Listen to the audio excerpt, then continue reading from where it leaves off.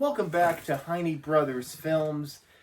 Today, as a follow-up to a short that we did a while back, we're going to do top 3 Robert Stevenson movies. So, starting off for me, number 3 has got to be The Love Bug.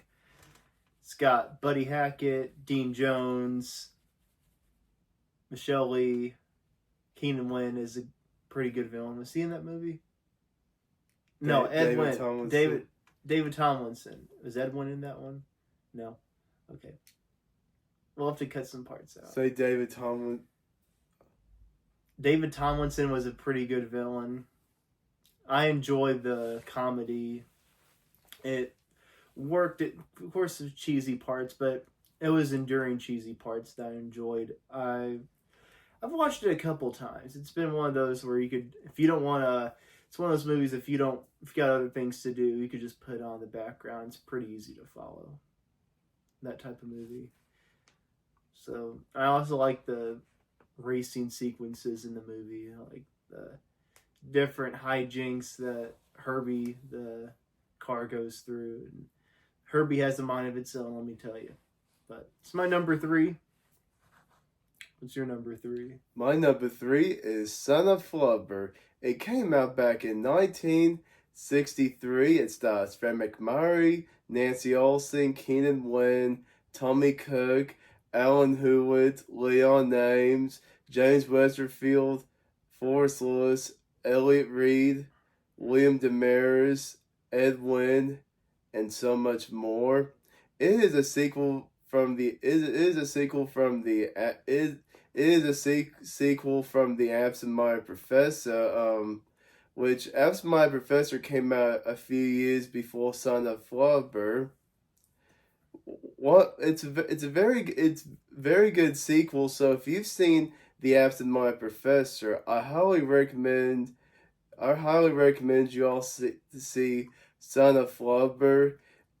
And if you're a big old school Disney fan like we are, particularly me, please go see it. I recommend it.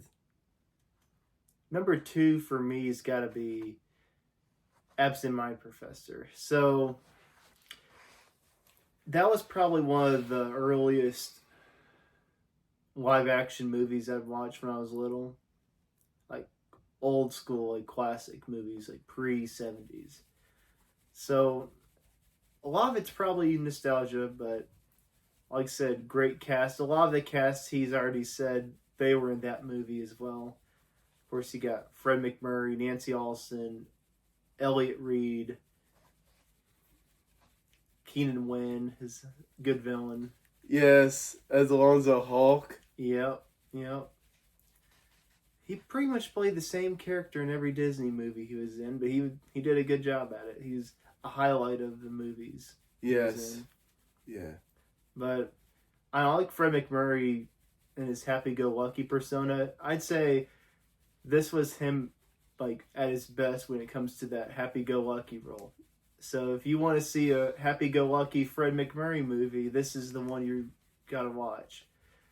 His other ones there, my favorites, are him more being serious in a dramatic role, usually as a villain. So if you want to see happy-go-lucky TV sitcom Fred MacMurray, this is the best performance you're going to get from him. But overall, it's just a good cast, interesting story, crazy hijinks. I enjoyed the bit with James Westerfield as the police officer pulling over Elliot Reed's character. That was They had some funny gags. That was the thing with Robert Stevenson. He had some good funny gags in his movies. So that's my number 2. What's your number 2? Alright, my number 2 is The Love Bug. It came out back in 1969. The Love Bug is the best Herbie movie ever. If you've seen the other ones before The Love Bug, I don't recommend Herbie Goes Bananas. And you can try out Herbie Rise Again, Herbie Goes and Monte Carlo, but I don't recommend Herbie Goes Bananas. and the Love Bug has Dean Jones, Michelle Lee, Buddy Hackett, David Tomlinson, and Joe Flynn. Bing Russell, Kurt Russell's dad had a small part in the movie. Yeah, that's. Let us know if you want us to do a ranking of like all the Herbie movies. Let us know in the comments below if you want to see that in the future. But with that being said, I guess it's time for number one. My favorite Robert Stevenson movie's gotta be Mary Poppins. Easily Mary Poppins. One of the best musicals of all time. One of the best movies of the 1960s. Probably, maybe top 10. At least top 15. Maybe top 10. I'd have to look for sure later on. But it's one of those musicals that you need to watch in your life sometime. Of course, you got Singing in the Rain's my favorite musical. That's right up there with it. It's probably my top 4 musicals ever. If you're not including like Disney animated musicals. Some people call those musicals, some people don't. But I enjoy the animation, the hybrid that he did. He did that later on. Robert Stevenson did it later on with Bedknobs and Broomsticks, but he really did it best here. He could have found ways to screw it up, but he did it. He was able to have the actors interact with him nicely, especially for 1964. That was impressive stuff.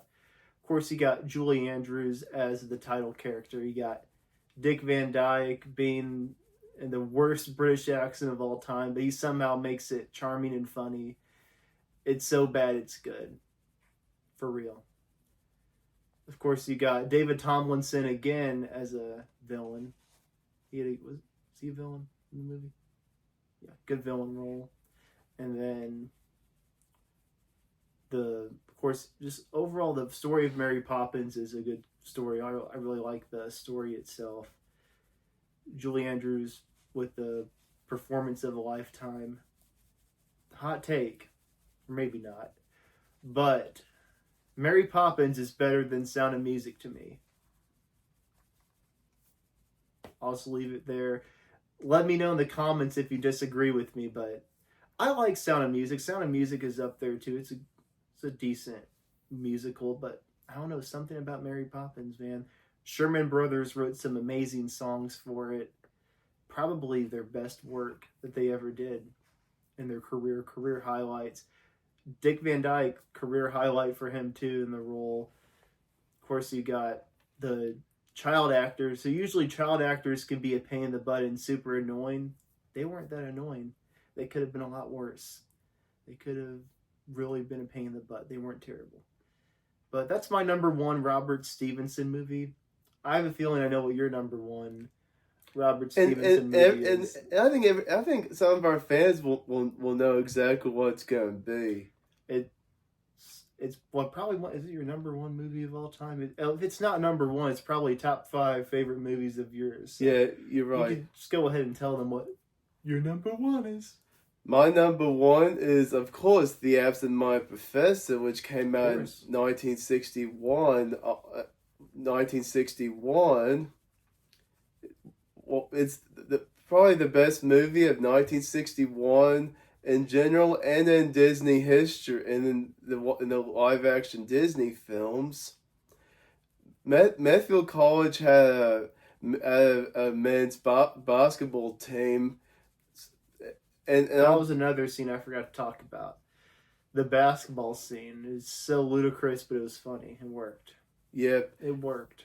Yeah, and then the sequel, Son of Flubber, had a Medfield football team. Not as good. Yeah. To me. Yeah, I guess you agree too. Not as good. Oh yeah. Oh yeah. If you haven't seen any of his films during your childhood or at all, please go see them. You are missing. You missed out on a good childhood, and maybe just go watch with your kids, parents or grandparents out there watching us. Are big old school Disney fans like we are. We grew up watching these these films when we were children. We did. Yep. The only one I'd say is essential, you must watch, is Mary Poppins. But the other ones, That's if great. you want to watch it, okay. That's but good. Oh yeah. That's not really essential. Okay, thank you for watching this video if you stayed this long. Let us know if you want us to do a full ranking of every single movie he did, his entire filmography. I've only seen 8 movies of his, and or 9 movies of his, and he's seen almost all of them. There's maybe a couple of them he hasn't seen, like pre-Disney, but let us know if you want us to do a full ranking of his entire filmography. Let us know what you want us to do a video on next, and I'll see you in the next video. All right. See you all next time.